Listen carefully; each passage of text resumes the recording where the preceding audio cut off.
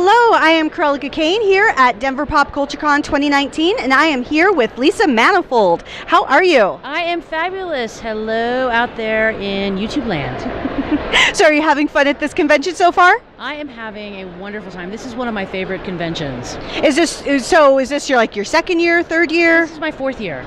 Oh wow, so you're not a newbie by any means any longer. No. This is one that I got into by accident. Okay. I won the lottery for the first timers, and I've been coming ever since. Now, are you local or do you live, well, obviously if you're not local, you live elsewhere, but I am local. I live down near Centennial. Oh, okay. Well, I have to say I live in the Centennial area as well, so maybe I'll stalk you someday. I'm okay with stalking, to a degree. Well, exactly. Yeah, I can't go that creepy level because that would just be weird. No creepy. So I know we had chatted a lot yesterday, and you have an incredible line of different books within the urban fantasy, paranormal romance realm. Do you want to tell the world a little bit more about them? So I basically call it I am the 31 flavors of paranormal, because if there is a paranormal subgenre, I really like it. I write paranormal romance, I do urban fantasy, and there's always a romance subplot, much to the dismay of my co-writer, Miss Corinna Flynn. And now I'm getting into more straight urban fantasy, but there's still a romantic subplot, because that to me is real life. You don't go through life without romance happening, it just happens.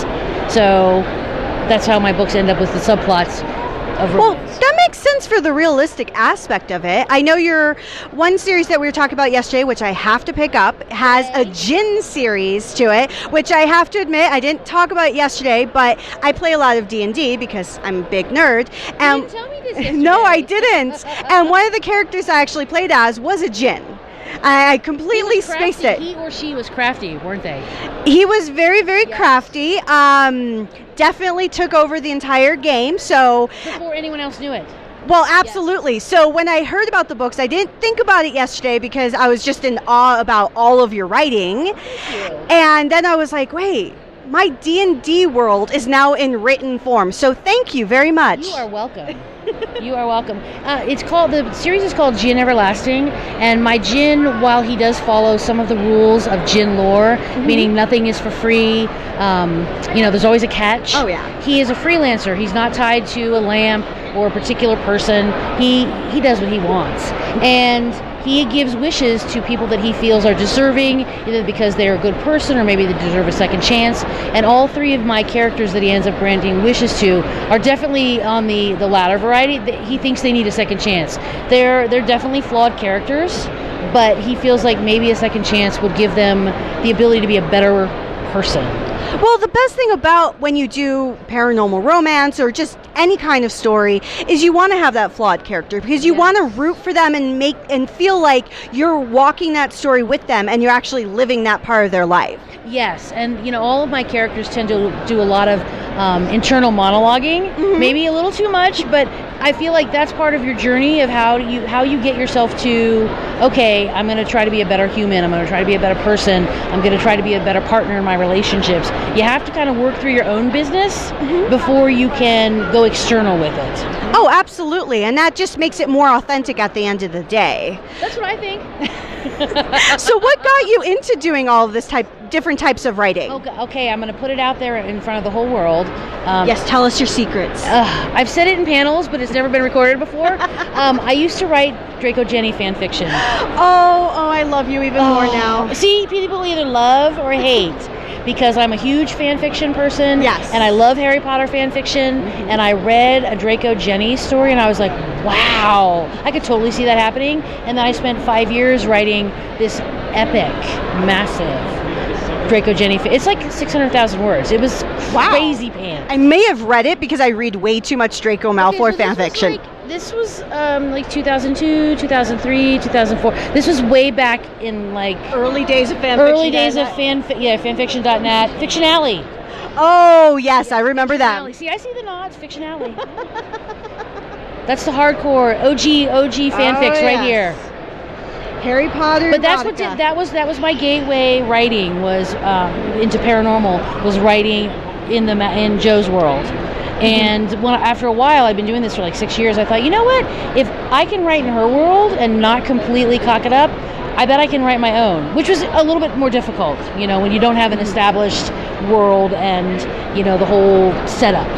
Well, I can see that happening, and I've actually noticed a lot of fan fiction writers more recently are utilizing their skills that they're honing from writing fan fiction into putting it into actual book form. Well, for a long time, nobody wanted to admit that they wrote fan fiction, unless you were a BNF.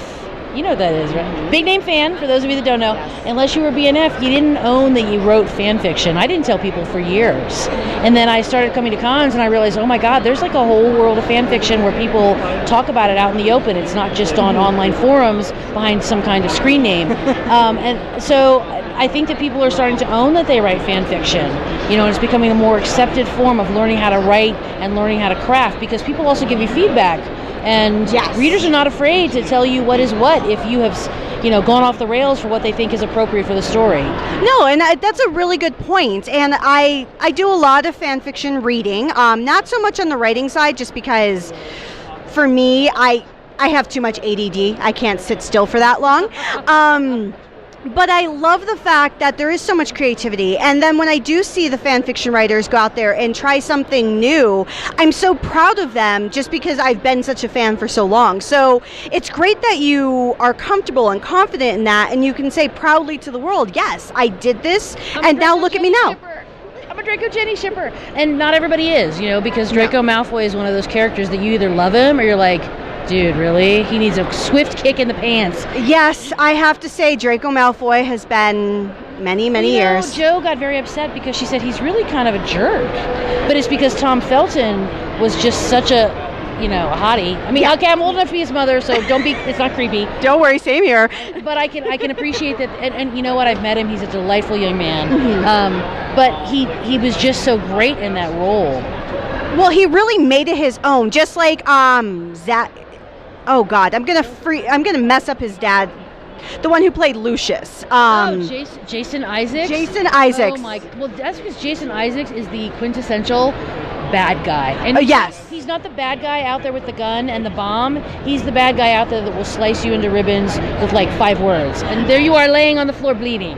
And he is so fantastic. And I think that's what helped with Tom Felton, and is when you have an actor playing that for your father, you can't but live up to something like that. So, since you are a fan of Harry Potter universe, which house are you in? I'm a Slytherin.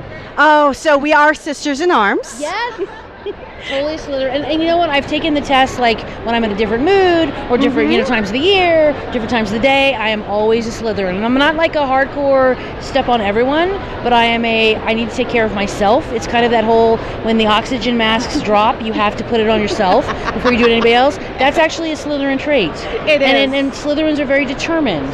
We're so maligned. We are. And I hope all the Slytherins out there are going, yes! Yes, pro Slytherin. Every other house is dorky. So though, I'm Slytherin, and I'm like 65% Slytherin, and a little mixture of Ravenclaw and Gryffindor. I would say if I was another house, I've never tested for another house because I always get Slytherin. I would say I'm probably Hufflepuff because I'm super loyal. Very loyal, and you know what? A hug can fix it. I have to say, do you guys follow My Life as a Background Slytherin? I actually have not. I have to look for that. It's a comic, and she writes the background characters, and generally it's My Life as a Background Slytherin, and the main character is Emily, but she's also got My Life as a Background Gryffindor and background Ravenclaw. You need to read. I'm going to have to look this up. Still actively creating. Oh, nice. So it's her continuous take on the world of the background characters in Harry Potter. It is hilarious. And Emily has massive crush on Draco, and Draco's like, whatever, background Slytherin. I am so going to have to look this up. Yes, you do. So before we actually spend the entire day talking about the coolest stuff in the world, for your books, and just for you in general, where can people find you on social media? So I'm on Facebook as author Lisa Manifold. If you find me on Instagram, it's The Big Fab. It's a family nickname. And Ella Manifold on Twitter, and Ella Manifold on Pinterest.